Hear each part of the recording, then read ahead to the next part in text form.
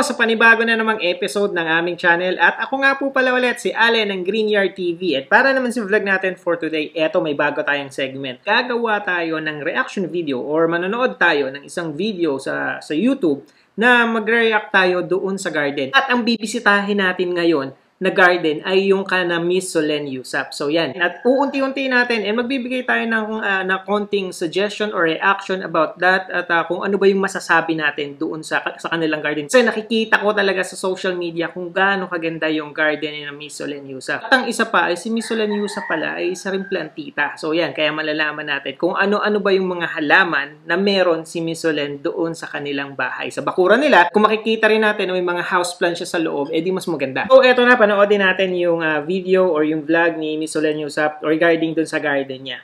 Oh, there you are. Guys, welcome to Casa Sauce Balls 2.0. Parang I didn't see you guys, not through the glass. Hi everyone. So as promised, we are doing a little house tour just so that I can, show you guys what we've done along the way and the brands we've found that we actually really love and that we've used in this house. I hope you guys enjoy.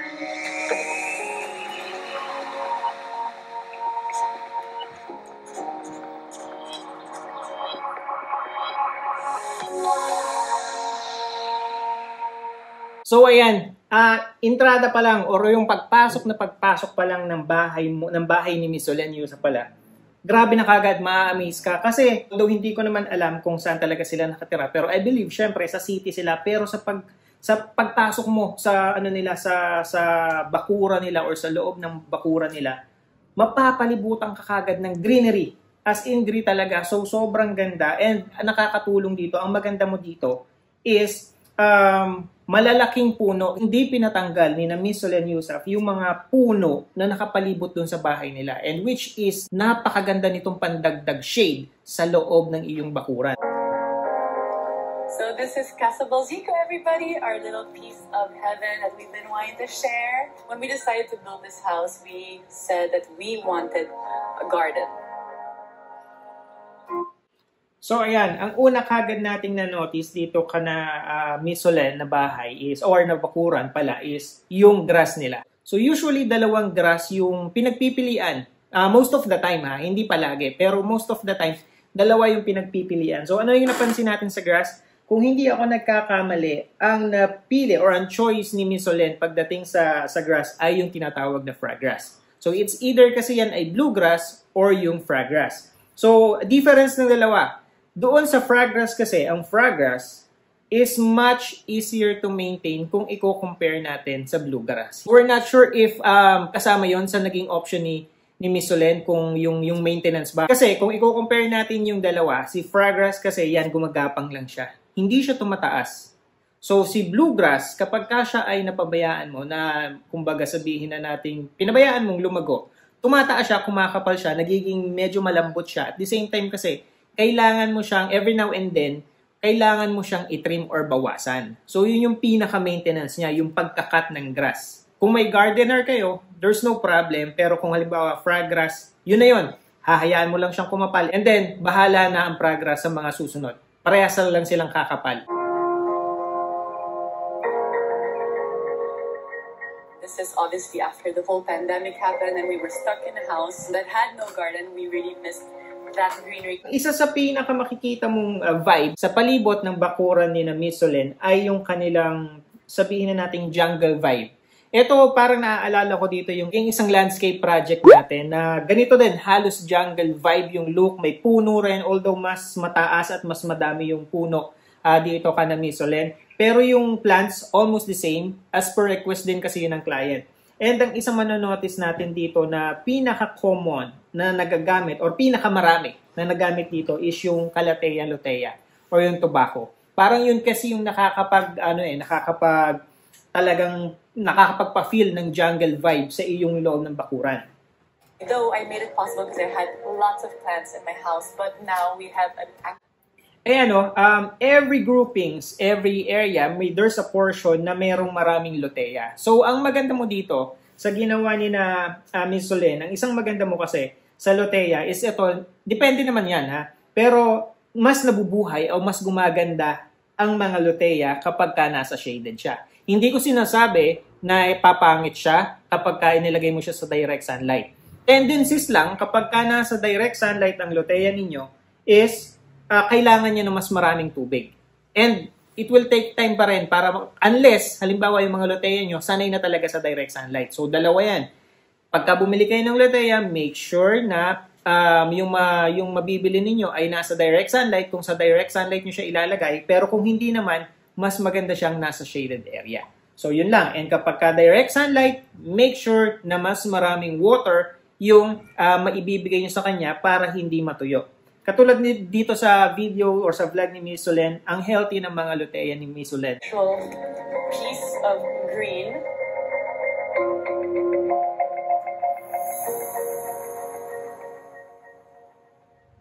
So the story about our garden basically is I didn't think it would grow well because it was very rocky when we bought this lot. The best idea of all came from Nico, unfortunately, it came from him, was to have irrigation system. So basically, this garden thrives on its own. We have no gardener. No one comes to water it.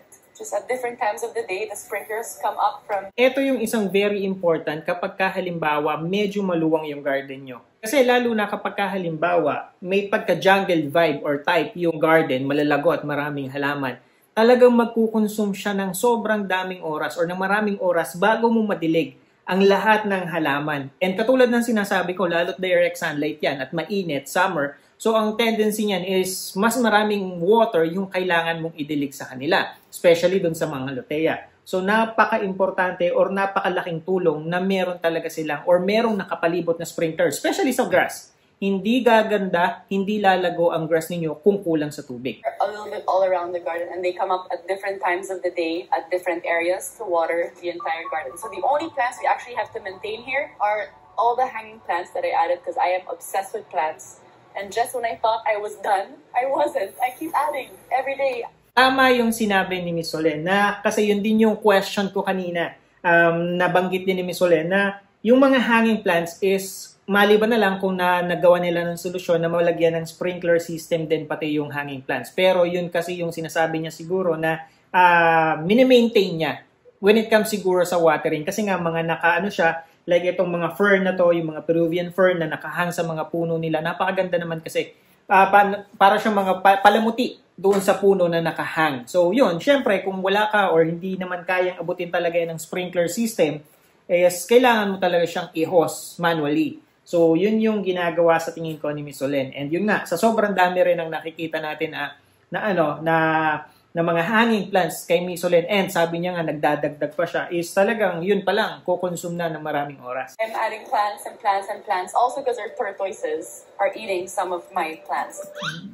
So this is the outdoor where I like to chill. We have a pool which... Ang isa pang dapat nating tandaan or manonotice nyo dito sa natin, sa video ni Miss Solen, sa garden nila, is yung ginawa nilang combination ng halaman. Merong mataas, since ang luteia, ang dahon ng mga ito ay nasa taas lamang. And sobrang visible or magiging bare yung ilalim. Kaya naglagay sina Miss Solen ng halaman sa ilalim just to cover up yung area na yon kasi na ang dahon nga niya ay nasa taas. So para maging green pa rin yung pinakailalim niya and walang masyadong makitang ground or lupa doon sa ilalim. Another one na masasabi natin or maisasuggest ko sa inyo is yung sa pag-aalaga sa damo.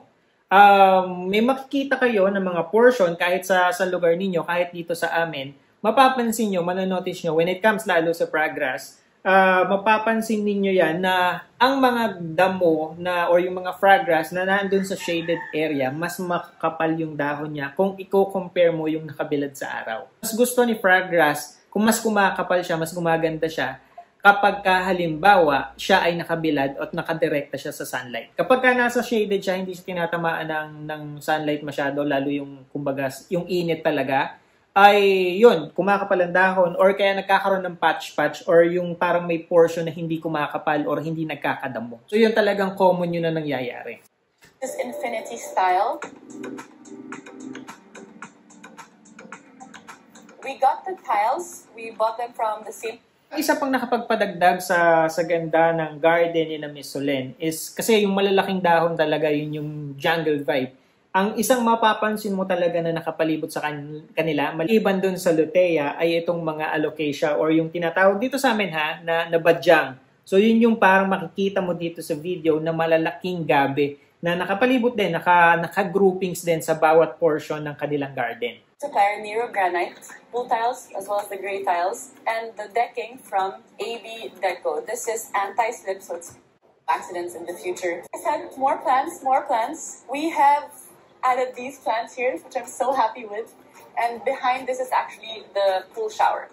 Basically, you can see the garden looks bigger than it is because we're a corner lot. And so we see the trees behind our lot and it feels like we have Bukidnon behind. And as you can see, may mga portion or area dito na yun nga, walang grass. It's either, nakakita tayo ng turtle ba na alaga ni na Miss Solen, or kaya halimbawa, isa pang nagiging factor kung bakit nagkakagano ng grass. Kumbaga, halimbawa, may mga patch-patch na walang dahon o walang damo pala is because of yung naiiyan ng mga pets natin.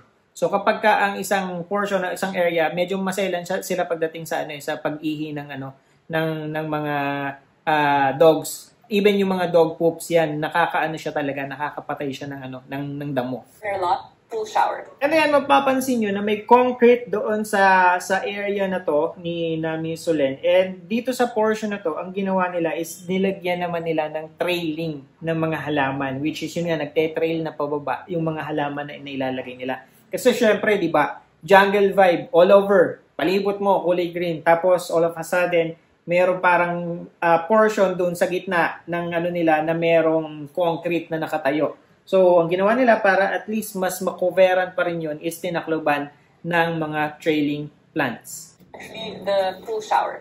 Basically, you can see the garden looks bigger than it is because we're a corner lot. And so we see the trees behind our lot and it feels like we have Bukidnon behind, which is why I'm so happy. This wall is basically, not that it's kind of something, it's just very thin. Other than that, meron din si Miss Solen ng mga yucca na nakatanim, na nakalagay sa pot mismo, na nandito na sa loob ng bahay nila. Although nakakita rin tayo ng mga groupings, doon sa groupings pala ng yucca, yung siyang parang pinaka-focal point ng groupings na yun. At ang isang maganda mo dito, sa tingin ko napakaganda nito sa pagdating ng gabi. Bukod doon sa mga fern, ang daming lanterns na nakasabit sa palibot, doon sa puno na nakapalibot sa bahay ni Miss Solen. Though my favorite spot would have to be, this is my favorite spot because we can use it during the day like we can use it at... So yan, meron ding orchid si Miss Solen at saka mga monstera pala na nakalagay doon sa poste. Para at least hindi nga yung poste lang yung makikita mo. Tinakloban nila or nilagyan nila ng halaman. Sa other na poste, nilagyan nila ng yucca, and then dito sa kabila merong monstera deliciosa. The furniture chose this one because it had a touch of green, which kind of like puts the garden feel like you have a forest. Like it doesn't seem like it's just a small piece of garden. So I have my coffee here and I think about my day, my relief here. At night we use it as well when we have guests. Amazing. And we have plants which we also made to order. At ayun na nga, sobrang tama nga tayo. Isang nakakatulong sa pagpapaganda ng isang garden ay yung lighting. Kasi syempre sa araw maganda na siya. Pero mas magiging maganda siya kung halimbawa pati sa gabi nakikita mo yung garden mo. And true enough, ayan, yung kanyang garden ay napapalibutan ng lantern sa ibabaw, and then may mga parang sabihin natin ano ba yan? Spotlights doon sa palibot ng bahay. Kaya doon sa palibot ng garden. Kaya pagka binuksan mo siya, very visible pa rin yung halaman sa palibot. And they just look amazing. And we have plants again. Even though I have a big garden on the side that goes all around the house, we still wanted to put plants absolutely everywhere. And then here's the wall again that I was talking about a while ago from Foamy. So again, you see it's a textured wall. It's really great. I haven't cleaned it since we... So ayan, merong mga banana na halaman at saka itong pakpaklawin na nandito na nakapat na malapit doon sa main door or doon sa pintuan ni Miss Solen. So talagang mahilig si Miss Solen sa halaman. Katulad ng sinabi niya doon sa vlog niya, talagang they are surrounded with plants. Move in and look, it looks nice. Duyans, so especially just looking out into this garden that I've dreamt of my whole life. And I'm sure at the end of the year, it's going to become even more luscious because I'm going to add 1 million hanging plants. A little side note, like I said, I'm obsessed with plants. This was actually made by my mom. She started after the pandemic doing mosaic at home. Yay! So we have a million of this in her house. But she made one purposely for my home, which I find so beautiful. And she made sure to match like the green that I have on the furniture. A little piece of my mama right here. And yeah, again, it's when you enter the house, it's like a centerpiece. And I think it's just really cute and beautiful. And again, more plants. Plants is life. Plants is life. Okay. Water irrigation system I'm talking about goes actually all around. So all of this is... Yan, ito yung isang magandang ginawa ni Miss Olen. Even dun sa wall nila, dun pababa sa garage nila, meron din kasing mga halaman na parang may plant box sila sa gilid. And pati yun ay may irrigation system. So talagang ang mini-maintain na lang ni Miss Olen dito ay yung kanyang mga hanging plants, which is hindi nga abot ng irrigation system. Self-irrigated. Like no one is watering anything here. It's the best. Do things also on our own here in makeshift. So we're gonna have a sauna soon because Nico wants to ice bath sauna style. That's his ice bath at the back. But yeah, I hope you guys enjoyed this little tour of mine, and I hope that you guys are able to add some plants into your life, whether it's in your garden or inside your house, because I swear to God, it's what keeps me relaxed and keeps me sane. Napakagandang advice yung sinabi ni Miss Olen na kahit ba gaano kaliit yung space, at least magdagdag tayo or maglagay tayo ng halaman. Kasi nakakapag-ano talaga siya, nakakatulong siya para makapagpa-relax. Kapag tinignan mo yung mga halaman, it helps you ma-relieve yung stress kahit papaano. So talagang napakagandang advice yung binigay ni Miss Olen. The garden and this rooftop bar, we're not totally done because we've had some issues with our roof, which we're fixing. So this soon is gonna be all grass where I can do my yoga and meditate in the morning. But this is where we really, really love to hang out. It's really chill at night, very windy as you can. Even dun sa roof deck nila, dun sa pinakataas nila, may mga halaman pero potted na siya. And since concrete na siya lahat, wala na ring paglalagyan ng halaman, gumamit na lang si Miss Olen ng alternative. So hindi talaga nila tinanggal totally yung even sa taas, gusto nila na parang kahit papaano, kahit hindi fake grass meron sila. So yun yung inilagay nila or in-install nila dito. See, look at how windy it is. So you feel like you're at the beach, and we made sure just to have a lot of space. So our deck here is the same one as our deck downstairs, which we got from AV Deco. They have a lot. Meron 2 plants or 3 pala. Yung dalawang plants dito ay since nasa roof deck siya, medyo mainit. Kaya sigurado na yung mga halaman na naandi dito sa taas ay kayang itolerate yung full sun. Dahil kung maglalagay tayo ng mga pang-shade na halaman, naku, totally masusunog. And itong napansin natin dito is yung Hawaiian palm at saka yung likwala na nasa pot niya. So, I believe itong likwala na to ay trained na kasi ang likwala dalawa rin yan. And ginamit din yan doon sa nabanggit natin na ginawa nating isang landscape project na almost the same dito. Likwala din yung isang ginamit natin na halaman para doon sa area na yon. And nasa direct sunlight siya. This is our deck downstairs, which we got from AV1. Everything. Touches of lights. I bought it. You just charge them. Same with these lights. So, ayan. Dun sa bar niya, nakikita nyo. So, ang tawag dyan is salum.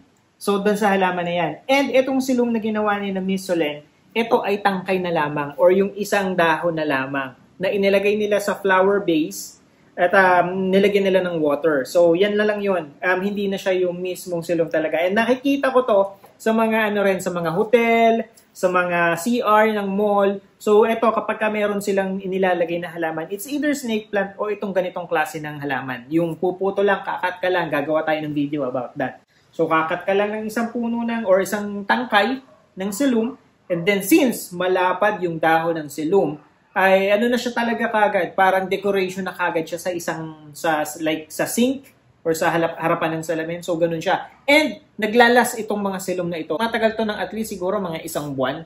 Kasi ang isa pang ginagawa namin before ay yung tinatawag naman na wave of love. Kakat ka lang ng dahon, ibababad mo, hindi yun matutuyo. Kahit sabutin mo ng 6 months, yung dahon na yun, all green pa din siya. One thing I forgot to mention pala, I think one of the owners here, they're like fanatics of birds, so he has a full bird sanctuary. So when you're here, your parrots fly over, like different types of bird species. It's super cool. So yun pa yung isa.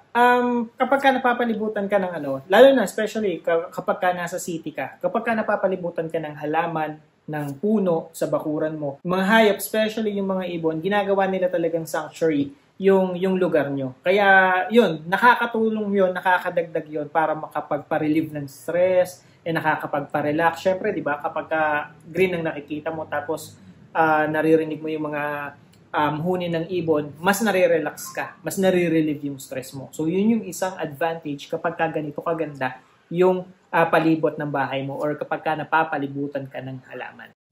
So, yun lamang po, and talagang wala akong masabi, napakaganda ng palibot ng bahay ni Miss Solen Yusuf, napakaganda ng mga halaman, napaka-healthy, and less maintenance ang mga halaman niya, even if sobrang kapal, sobrang lago ng halaman niya sa palibot.